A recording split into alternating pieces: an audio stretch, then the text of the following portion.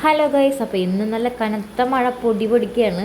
അപ്പോൾ ചേട്ടനും അമ്പാടിയും വീട്ടിൽ വന്നുകൊണ്ട് തന്നെ ഇടയ്ക്കിടയ്ക്ക് നമ്മൾ ചില പരീക്ഷണങ്ങളൊക്കെ ചെയ്യാറുണ്ട്. പരീക്ഷണങ്ങൾ എന്ന് പറയുമ്പോൾ എന്തെങ്കിലും ഫുഡ് ഉണ്ടാക്കുക കഴിക്കുക, ഫുഡ് ഉണ്ടാക്കുക കഴിക്കുക, അതാണ് നമ്മുടെ മെയിൻ പരിപാടി എന്ന് വെച്ചിട്ടുണ്ടെങ്കിൽ. അപ്പോൾ ഞങ്ങൾ എന്ന് വിചാരിച്ചു മുളക് ബജിയും ചട്നിയും നല്ല കട്ടൻ ചായ ആയാലെന്ന് വിചാരിച്ചു. എന്നിട്ട് ഞങ്ങൾ ഇറങ്ങിയിട്ടാ. അങ്ങനെ നമ്മൾ ആലപ്പാട് നമ്മളെ കുന്നത്ത് സൂപ്പർ മാർക്കറ്റിൽ ഇട്ട്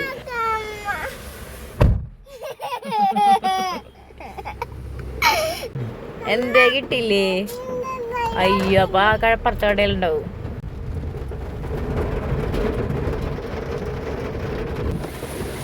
എന്താ മോനെ ഇവിടെ ഇല്ലേ? എന്നാ നീ പരിപ്പ് മേടിച്ചോ.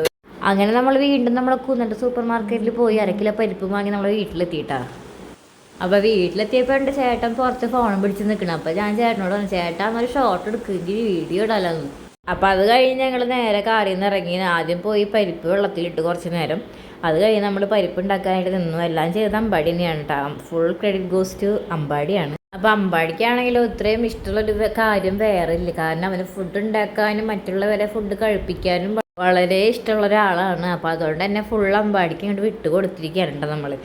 അങ്ങനെ ഞാനും അമ്പാടിയും കൂടി പരിപ്പ് വട പൊരിക്കാൻ വേണ്ടി നിന്നു. അപ്പം പൊരിച്ച കോഴീൻ്റെ മണം എന്ന് പറഞ്ഞ പോലെ നല്ല പൊരിച്ച പരിപ്പ് വടയുടെ മണം നല്ലതായിട്ട് മൂക്കിലേക്ക് ഇങ്ങനെ കയറുന്നുണ്ടായിരുന്നു.